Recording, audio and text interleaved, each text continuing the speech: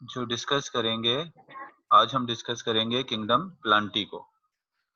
तो all plants are included in kingdom Plantae. Kingdom प्लांटीज में हम तमाम प्लांट जो हैं वो कौन सी किंगडम में आ जाते हैं? वो आ जाते हैं किंगडम प्लांटी में।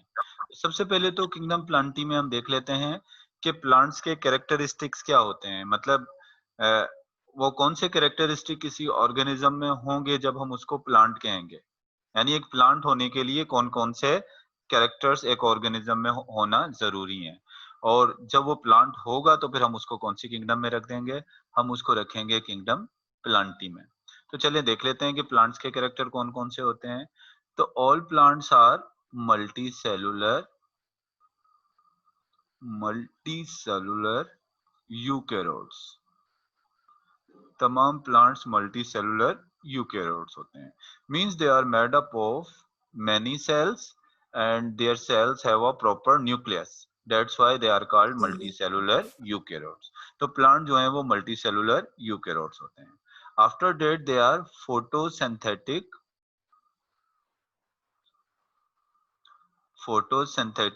autotroph. Means they can produce their own food, so they are called autotroph. They produce their food by the process of photosynthesis. That's why they are called photosynthetic autotroph. यानी autotroph होते हैं, अपना food खुद बना लेते हैं। और वो कौन से प्रोसेस के जरिए बनाते हैं? फोटोसिंथेसिस के जरिए। तो इस वजह से हम इनको कह रहे हैं that's why they are called photosynthetic autotroph. आपको पता है कि हमने चैप्टर नंबर 6 में पढ़ा था कि कुछ कीमोसिंथेटिक ऑटोट्रॉफ भी होते हैं। कुछ बैक्टीरिया ऐसे होते हैं जो क्या होते हैं? कीमोसिंथेटिक ऑटोट्रॉफ होते हैं। लेकिन प्लांट जो हैं वो क्या होते हैं? टोटली जो हैं वो फोटोसिंथेटिक ऑटोट्रॉफ जो है वो होते हैं। और इसके अलावा इनके पास सेल वॉल होती है, हैव सेल वॉल।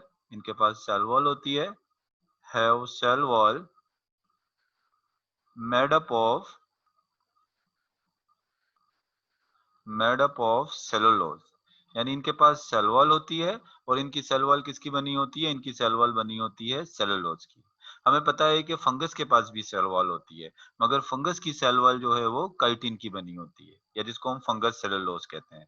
और इनकी सेल वॉल किसकी बनी होती है? मेनली इनकी सेल वॉल प्लांट की जो है वो सेलुलोज की बनी होती है। इसके अलावा स्टोर देयर सरप्लस फूड और surplus carbohydrate in the form of starch.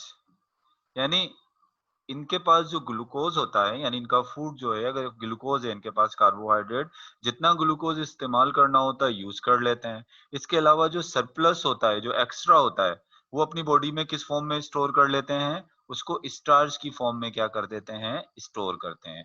तो इसका मतलब अगर आपसे पूछा जाए कि प्लांट का स्टोर फूड क्या है, तो प्लांट का स्टोर फूड क्या है? स्टार्च। प्लांट अपना फूड किस फॉर्म में स्टोर करता है? स्टार्च की फॉर्म में। हमारे पास जो सरप्लस ग्लूकोज होती है वो किस फॉर्म में स्टोर होती है? ग्लाइकोजन की फॉर्म में। और प्लांट के पास किस फॉर्म में स्टोर हो रही है? स्टार्च की फॉर्म में स्टोर हो रही है। प्लांट के पास ग्लाइकोजन नहीं होता। प्लांट्स के पास जो ग्लूकोज स्टोर होती है वो किस फॉर्म में होती है? स्टार्च की फॉर्म में जो है वो स्टोर होती है। अच्छा, अब अगर मैं बात करूं कि ये सारे कैरेक्टरिस्टिक जो मैंने लिखे हैं, तो ये तमाम कैरेक्टरिस्टिक सिर्फ प्लांट में ही नहीं होते। अगर हम देखें, ये जो मैंने कैरेक्टरिस्टिक लिखे हैं, 4 कैरेक्टरिस्टिक जो ये मैंने लिखे हैं, ये 4 कैरेक्टरिस्टिक, 1 2 3 एंड 4, ये तो मल्टी सेलुलर एल्गी में भी मौजूद होते हैं। ये कैरेक्टरिस्टिक किसमें होते हैं? मल्टी सेलुलर एल्गी, जिसको हम काई कहते हैं, ग्रीन कलर की जो काई होती है। मल्टी सेलुलर एल्गी में भी ये कैरेक्टरिस्टिक मौजूद होते हैं। फिर प्लांट्स को आप मल्टी सेलुलर एल्गी से कैसे डिफरेंशिएट करोगे? वो ऐसा कौन सा कैरेक्टर है जो प्लांट्स के पास है और मल्टी सेलुलर एल्गी में नहीं है? तो वो कैरेक्टर मैं आपको बता देता हूँ। इसके अलावा भी बहुत सारे कैरेक्टर हैं, लेकिन मैं यहाँ पर सिंपली आपको बता रहा हूँ। Zygote develop into an embryo. Plants के अंदर क्या होता है? जब मेल और फीमेल गैमेट मिलते हैं, आपको पता है एन मेल और फीमेल गैमेट जब मिलते हैं, मेल और फीमेल गैमेट के मिलने से 2n वाला ज़ायगोट बनता है। एल्गी में क्या होता है? ज़ायगोट से डायरेक्ट एल्गी बन जाती है। ज़ायगोट से डायरेक्ट नई एल्गी बनेगी। लेकिन प्लांट्स में क्या होता है, जाइगोट से डायरेक्ट एडल्ट प्लांट नहीं बनेगा।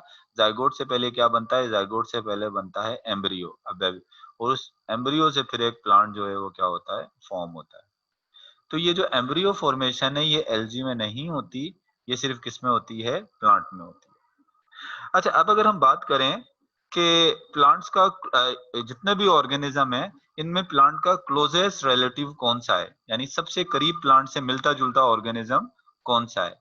अगर क्लोजेस्ट रिलेटिव की बात करें कि प्लांट्स का क्लोजेस्ट रिलेटिव कौन सा है, तो ग्रीन एल्गी के बारे में हम कहते हैं, green algae is the closest relative of plant, यानी प्लांट का जो सबसे क्लोजेस्ट रिलेटिव है वो क्या है, वो है ग्रीन एल्गी। यानी प्लांट से सबसे ज्यादा जो मिलता जुलता ऑर्गेनिज्म है वो क्या है, वो है एल्गी है। अब मैं क्यों कह रहा हूं कि ग्रीन एल्गी जो है वो प्लांट का क्लोजेस्ट रिलेटिव है, क्योंकि इन दोनों के पास both green algae and plant contain chlorophyll B. उसकी वजह क्या है, both green algae and plant contain chlorophyll B। अब देखें एलजी डिफरेंट टाइप की होती हैं, एलजी रेड एलजी भी होती है, ब्राउन एलजी भी होती है। इसके अलावा जो प्लांट से जो सबसे ज्यादा रिजेंबल करती है वो कौन सी एलजी रिजेंबल करती है, ग्रीन एलजी। क्योंकि एक ऐसी चीज होती है जो सिर्फ जितने भी फोटोसिंथेटिक ऑर्गेनिज्म है उनमें सिर्फ ग्रीन एल्गी और प्लांट के पास ही होती है और वो किसी के पास नहीं होता, और वो क्या है, वो है क्लोरोफिल बी। ये जो क्लोरोफिल बी है आपको दुनिया में सिर्फ इन दो ही ऑर्गेनिज्म के पास मिलेगा। इंपॉर्टेंट पॉइंट है, याद रखिएगा, क्लोरोफिल बी आपको सिर्फ ग्रीन एल्गी में मिलेगा या प्लांट्स के अंदर मिलेगा।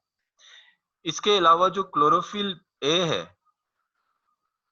क्लोरोफिल ए तो तमाम फोटोसिंथेटिक ऑर्गेनिज्म में होता है, इन ऑल फोटोसिंथेटिक ऑर्गेनिज्म। जितने भी फोटोसिंथेटिक ऑर्गेनिज्म है, सिर्फ किसको छोड़कर, except bacteria, except bacteria. Bacteria को छोड़कर दुनिया के अंदर जितने भी फोटोसिंथेटिक ऑर्गेनिज्म है, मिसाल के तौर पे साइनोबैक्टीरिया हो गई और रेड एल्गी हो गई, ब्राउन एल्गी हो गई, ये तमाम क्या है, ये तमाम फोटोसिंथेटिक ऑर्गेनिज्म है। बैक्टीरिया को छोड़कर तमाम फोटोसिंथेटिक ऑर्गेनिज्म में क्या होता है, क्लोरोफिल ए होता है। लेकिन ग्रीन एल्गी और प्लांट्स के पास क्या होता है, क्लोरोफिल ए के साथ साथ एक दूसरा भी पिगमेंट होता है जिसको हम क्या कहते हैं, क्लोरोफिल बी। क्योंकि फोटोसिंथेसिस के अंदर जो नेसेसरी पिगमेंट है, बैक्टीरिया को छोड़कर बाकी तमाम फोटोसिंथेटिक ऑर्गेनिज्म के लिए जो नेसेसरी फोटोसिंथेटिक पिगमेंट है जिसके बगैर फोटोसिंथेसिस नहीं होती, वो क्या है, वो है क्लोरोफिल ए। जबकि क्लोरोफिल बी जो है वो एसेसरी पिगमेंट है, यानी ये क्लोरोफिल ए की हेल्प करता है फोटोसिंथेसिस में, डायरेक्ट फोटोसिंथेसिस में इन्वॉल्व नहीं होता, ये इसकी हेल्प करता है। तो इसको हम क्या, कौन सा पिगमेंट कहेंगे, ये एसेसरी जो है वो फोटोसिंथेटिक पिगमेंट है। तो यहाँ मैंने आपको बताया कि प्लांट्स के कुछ कैरेक्टर डिस्कस किए और रिजेम्बलेंस डिस्कस की कि प्लांट्स के जो है वो कौन से कैरेक्टर मल्टी सेलुलर एल्गी से रिजेंबल करते हैं। फिर मैंने आपको बताया कि मल्टी सेलुलर एल्गी में से भी कौन सी एल्गी प्लांट के सबसे करीब है, या हम कौन सी एल्गी को कह सकते हैं कि प्लांट की एवोल्यूशन इससे हुई है, तो वो कौन सी है, वो है ग्रीन एल्गी। और ये भी बताया कि ग्रीन एल्गी और प्लांट के अंदर ऐसी कौन सी चीज होती है जो कॉमन होती है, इसके अलावा किसी और फोटोसिंथेटिक ऑर्गेनिज्म में नहीं होती। चलें, अब एक बात ये भी कर लेते हैं कि अगर ग्रीन एल्गी या मल्टी सेलुलर एल्गी प्लांट से इतना रिजेंबल करती हैं, तो हमने इसको प्लांट के ग्रुप में क्यों नहीं रख दिया। एल्गी और प्लांट में डिफरेंसेस क्या होते हैं, differences between algae and plant, यानी एल्गी और प्लांट्स में फर्क क्या होता है, क्यों इनको हमने अलग-अलग ग्रुप में रख दिया है। और अभी बहुत सारी कुछ लोग कुछ क्लासिफिकेशन अभी भी ऐसी हैं जिनमें एलजी को प्लांट्स के अंदर ही रखा गया है। अभी भी कुछ साइंटिस्ट उसी क्लासिफिकेशन को फॉलो करते हैं, रॉबर्ट वेटेकर की क्लासिफिकेशन, जिसमें उसने मल्टी सेलुलर एल्गी को किसमें रखा था, प्लांट के अंदर। लेकिन आपको पता है कि मॉर्गुलस और शिवार्ट्स ने क्या किया था, मल्टी सेलुलर एल्गी को प्लांट से निकालकर कौन सी किंगडम में रख दिया था, किंगडम प्रोटिस्टा में रख दिया था, और किंगडम प्रोटिस्टा को नाम दे दिया था किंगडम प्रोटोक्टिस्टा का। तो चलें बात करते हैं कि इन दोनों में फर्क क्या होता है। यहाँ मैं लिख देता हूँ एल्गी और यहाँ लिख देता हूँ प्लांट्स, दोनों में फर्क क्या है। एल्गी जो होती है वो ज्यादातर जो होती है वो क्या होती है, वो एक्वेटिक होती है। एल्गी क्या होती हैं, ज्यादातर मोस्टली एक्वेटिक होती है, जबकि प्लांट्स जो होते हैं वो क्या होते हैं, ऑलमोस्ट टेरेस्ट्रियल। प्लांट ज्यादातर जमीन पर पाए जाते हैं। यहाँ ऑलमोस्ट का लफ्ज इस वजह से इस्तेमाल किया गया है, कुछ प्लांट्स ऐसे भी होते हैं जो पानी में होते हैं, लेकिन ज्यादातर आपको जो प्लांट मिलेंगे वो कहाँ मिलेंगे, जमीन पर। और एल्गी आपको कहाँ मिलेगी, पानी में। जैसे वाटर लिली हो गई या लोटस प्लांट है, वो कहाँ होता है, वो होता है पानी में। लेकिन एक बात आपको बता दूं कि वो पानी उसकी सेकेंडरी हैबिटेट है। पहले वो भी जमीन पर ही होता था, लेकिन बाद में किसी वजह से एवोल्यूशन के दौरान वो किस में चला गया, वो चला गया पानी में। इसी तरीके से जैसे वेल फिश है ना, वेल फिश मछली, वेल फिश मैमल्स में आ जाती है ना, तो मैमल ज्यादातर कहाँ होते हैं, जमीन पर होते हैं, लेकिन वेल फिश तो पानी में। तो वेल फिश पहले जमीन पर रहा करती थी। वेल फिश के पेल्विक गिर्डल भी हैं इस तरह के, जहां पर जो टांगों के जहां होती हैं, लेकिन बाद में किसी वजह से एवोल्यूशन के दौरान जो है वो जमीन से दोबारा किस में चली गई, जमीन से दोबारा वो पानी में चली गई। तो नहीं यानी एक सेकेंडरी अडोप्टेशन भी इस तरीके से आ जाती है। तो लेकिन यहाँ चले इतना डिटेल में नहीं जा रहा हूँ, सिंपली इतनी बात याद रख लें कि एल्गी जो है वो एक्वेटिक है और प्लांट ज्यादातर क्या होते हैं, प्लांट होते हैं ज्यादातर टेरेस्ट्रियल जो है वो होते हैं। अच्छा, इसके अलावा एक और अगर हम बात करें, इनके डिफरेंसेस देखें, तो एल्गी तो यूनिसेलुलर भी हो सकती है जैसे क्लेमेडोनास होता है, और मल्टी सेलुलर भी हो सकती है जैसे अल्वा हो गया। लेकिन प्लांट क्या होते हैं, प्लांट होते हैं ज्यादातर मल्टी सेलुलर। प्लांट तो मल्टी, ज्यादातर तो नहीं होते ही प्लांट मल्टी सेलुलर हैं। जो यूनिसेलुलर होंगे आप उनको एल्गी के ग्रुप में रखोगे, प्लांट्स में उनको रखते ही नहीं है। फिर एक और जो फर्क होता है, zygote not protected in parental body, जबकि यहां पर प्लांट्स के अंदर जायगोट प्रोटेक्टेड इन पेरेंटल बॉडी। आप इधर देखें, ये एक एल्गी है, से फॉर एग्जांपल ये अलवा है। एल्गी पढ़ा है ना, अलवा की लाइफ साइकिल पढ़ी थी, तो सूर्या से अलवा की एग्जांपल दे रहा हूँ। इसमें से एक गैमेट इससे निकला, एक गैमेट इससे निकला, दोनों के गैमेट फ्यूज हुए तो क्या बना, जायगोट। अब देखें ये दोनों पेरेंट हैं, पेरेंट की बॉडी में तो जायगोट नहीं बना ना, जायगोट कहाँ बना है, पेरेंट की बॉडी से बाहर बना है।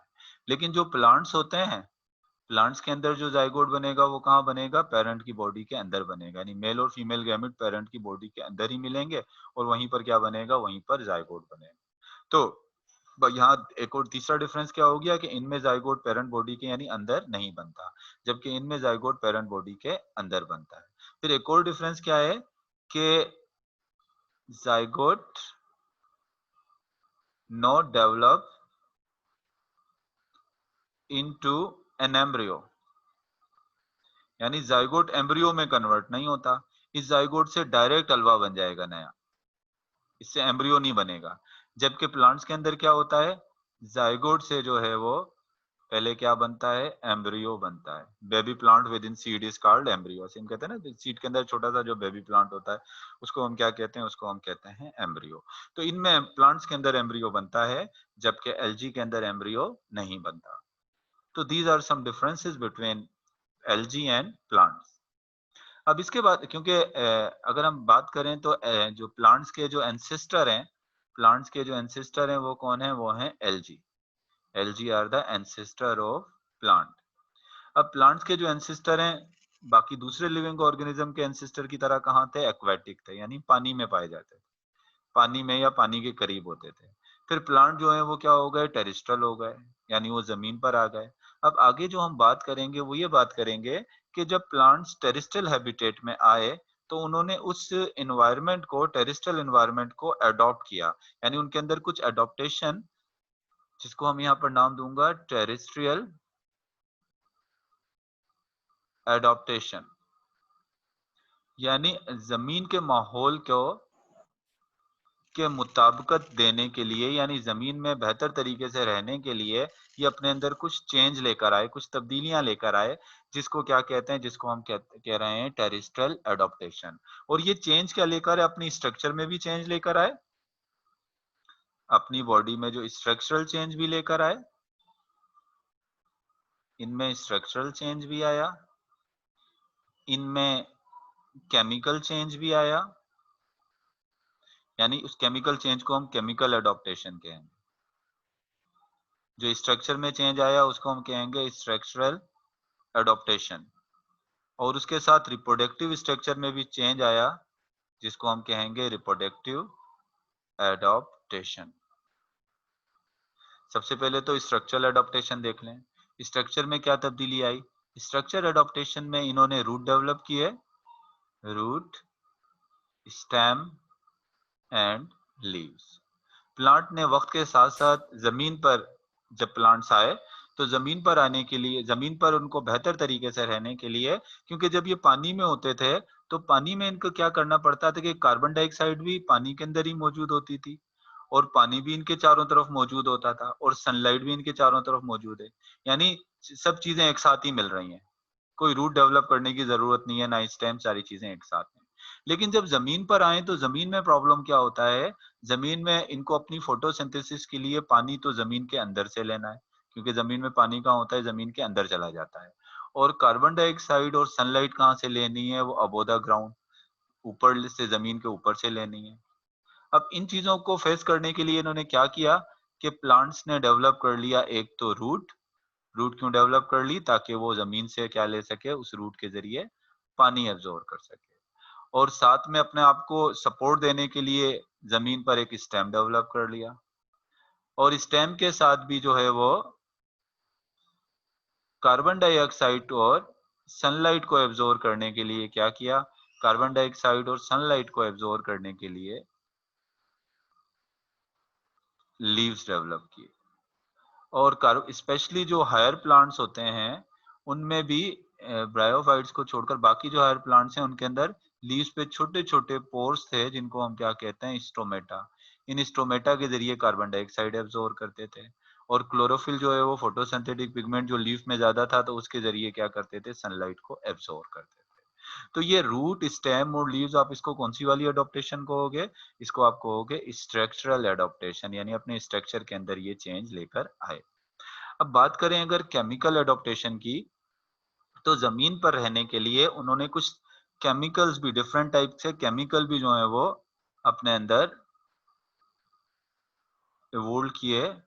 उन केमिकल्स में से मैं कुछ केमिकल्स के यहाँ नाम लिखूं तो एक क्यूटिकल था, एक लिग्निन था, और एक है स्पोरोपोलेनिन।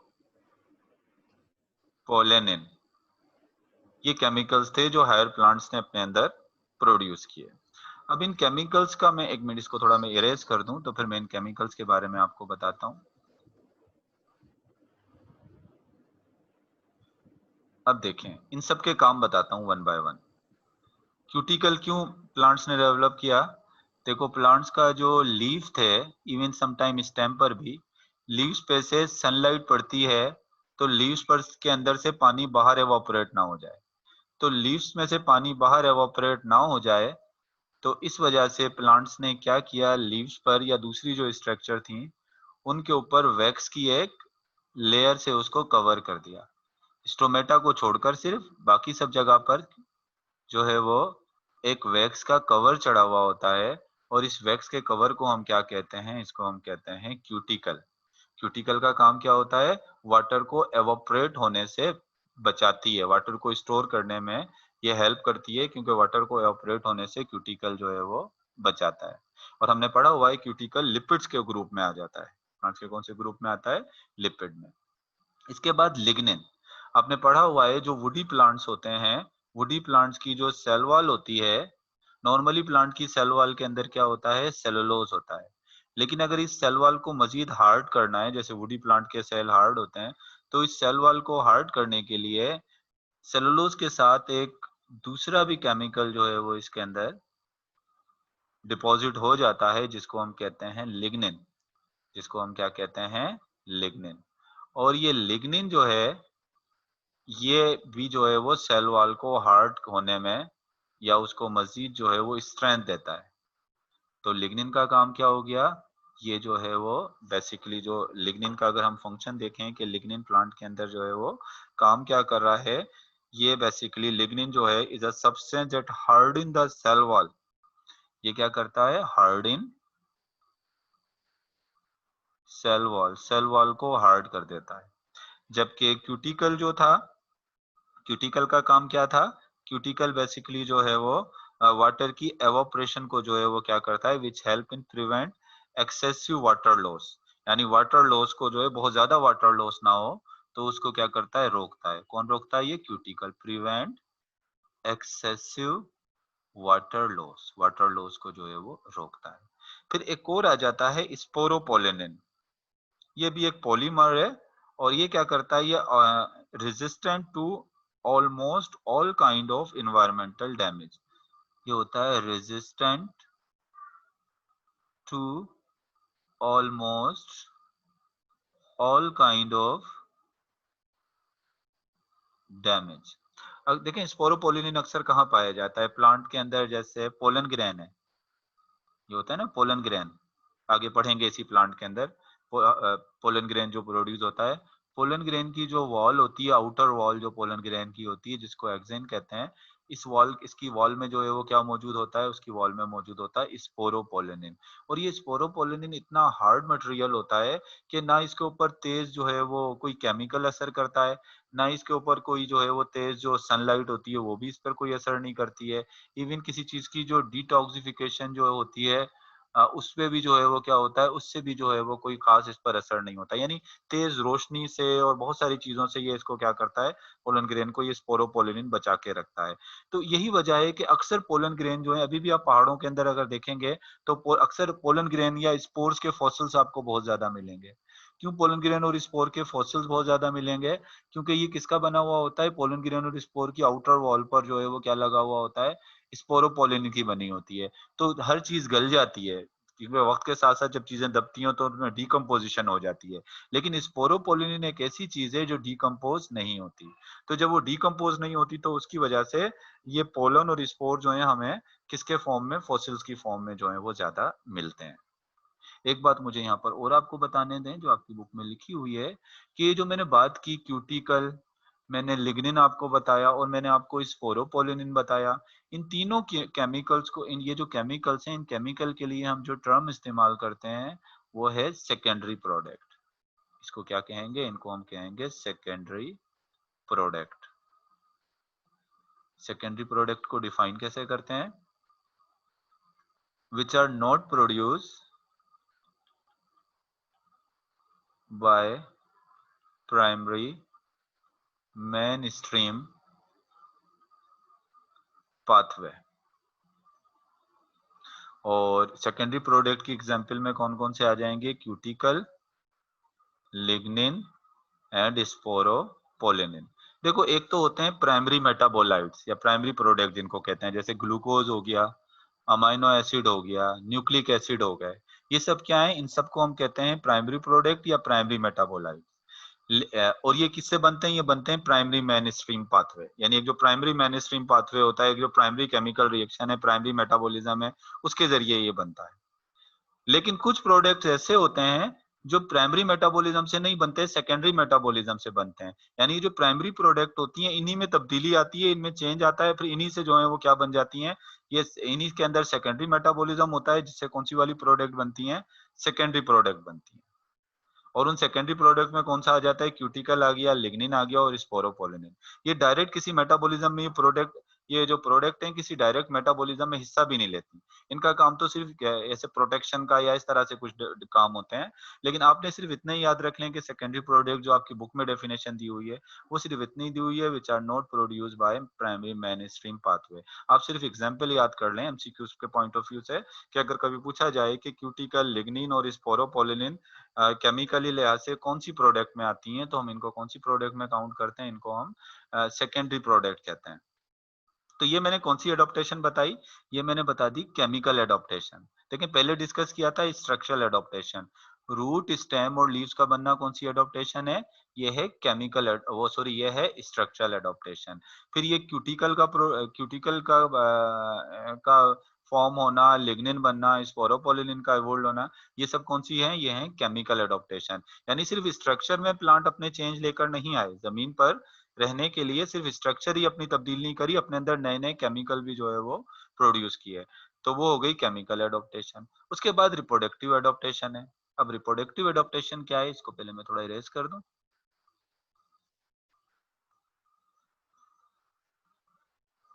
अब देखें, जो पानी के अंदर एल्गी पानी में होती थी, क्योंकि अगर हम ये भी कह सकते हैं कि एल्गी प्रिमिटिव प्लांट्स हैं या प्लांट्स के एंसेस्टर हैं।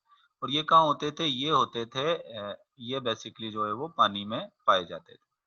अब इनकी जो रिप्रोडक्टिव स्ट्रक्चर थी एल्गी की, तो एल्गी के जो सेक्स ऑर्गन थे, एल्गी के सेक्स ऑर्गन थे यूनिसेलुलर। एल्गी के जो सेक्स ऑर्गन होते हैं वो होते हैं, एल्गी के सेक्स ऑर्गन यूनिसेलुलर होते हैं।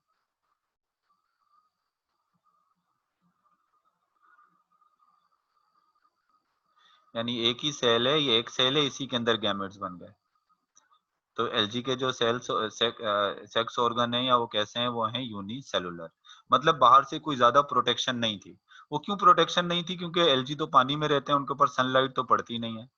और एल्गी के जो गैमेट्स होते हैं उनके ड्राई होने के चांसेस भी कोई नहीं होते। तो इस वजह से एल्गी के सेक्स ऑर्गन यूनिसेलुलर थे।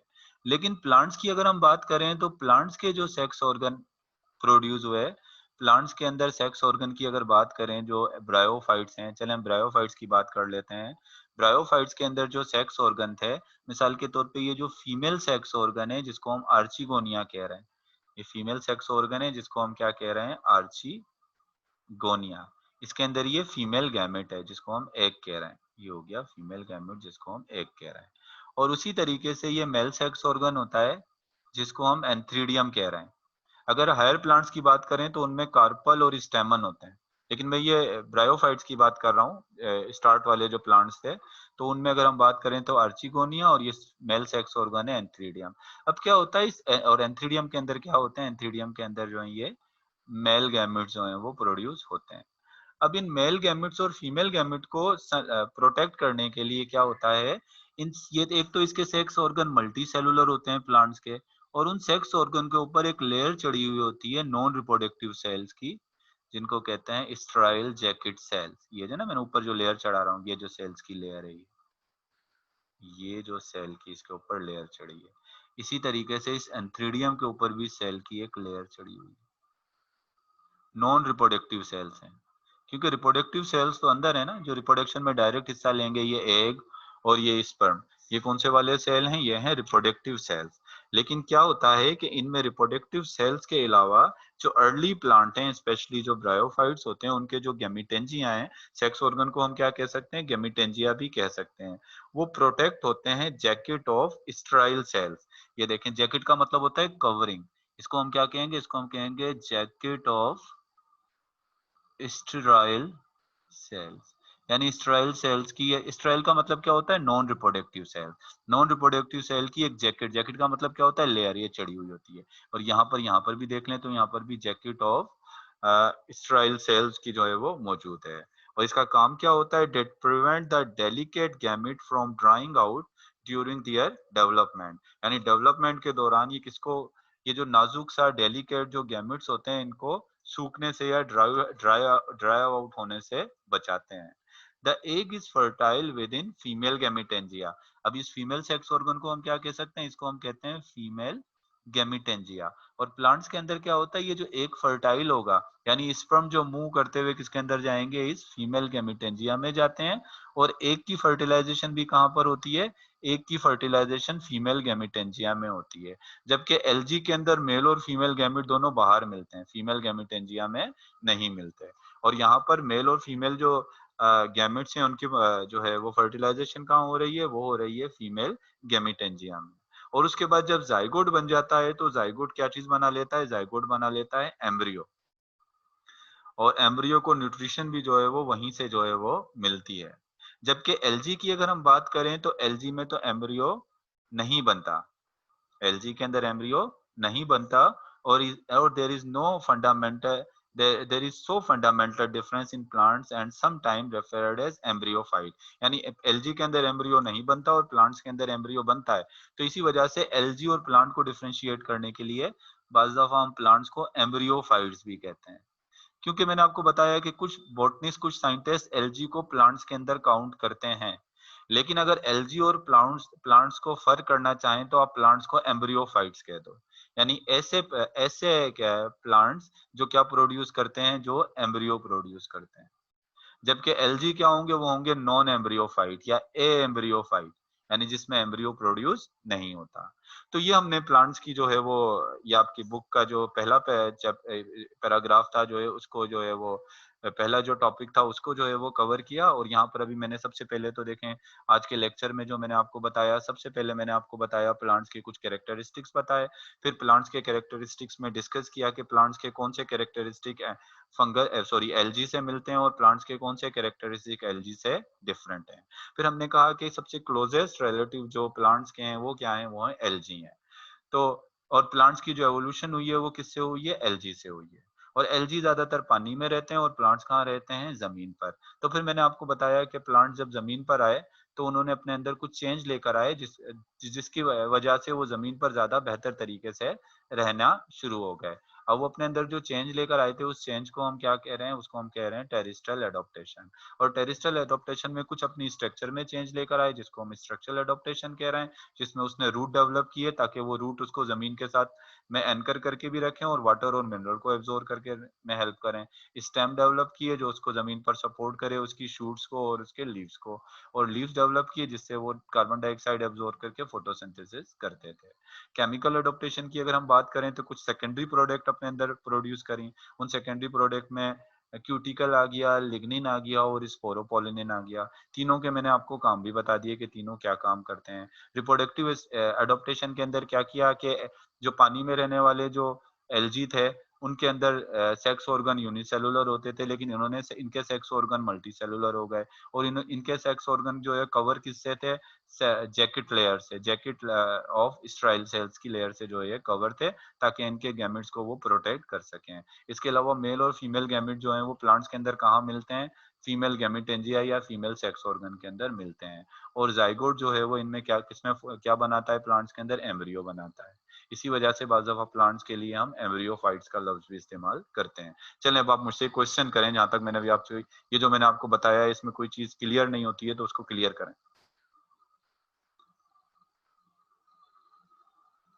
जी कोई क्वेश्चन हो तो इससे करें, मेरी आवाज आ रही है आप लोगों को? सर जी जी पूछें। सर जैसे एल्गा में जो है वो एम्ब्रायो नहीं बनता, डायरेक्ट एल्गा बन जाता है, तो सर इसका मतलब ये है कि थ्रू आउट उसकी लाइफ में ग्रोथ नहीं होती, वो जैसा होता है वैसा ही रहता है। हाँ उसी तरीके से जैसा होता है, मतलब एक हलवा जो छोटा सा हलवा पहले स्मॉल साइज का होगा फिर वो बड़ा हो जाएगा, इस तरह आता है, उसमें कोई वैसी वाली ग्रोथ नहीं होती। सही। और कोई क्वेश्चन? ये प्रोटेक्टिव लेयर एंथीरियम पे भी होती है। जी जी एक दफा फिर रिपीट करिएगा, मुझे आवाज नहीं आई। ये प्रोटेक्टिव लेयर जो होती है आर्चिगोनिया पर, तो ये एंथीरियम पर भी होती है। ने आपने कहा कि जो आर्चिगोनिया में जो होती है क्या, इस हर ये आर्चिगोनिया पर भी होती है, ये आर्चिगोनिया पर ही होती है प्रोटेक्टिव लेयर, इसके अलावा आप क्या कह रहे हो, कार्पल पे नहीं होती? किस पर ये नहीं सर होती? एंथीरियम। एम्फीबियंस, एंथीरियम एंथ्रीडियम, एंथ्रीडियम पे भी होती है, एंथ्रीडियम पे भी होती है, दोनों पर होती है। ये देखिए यहाँ पर भी मैंने बनाई है ना, देखो मैंने एंथ्रीडियम पे भी बनाई है ये लेयर, और ये आर्चिगोनियम दोनों पर होती है, दोनों मेल और फीमेल दोनों सेक्स ऑर्गन पे होती है।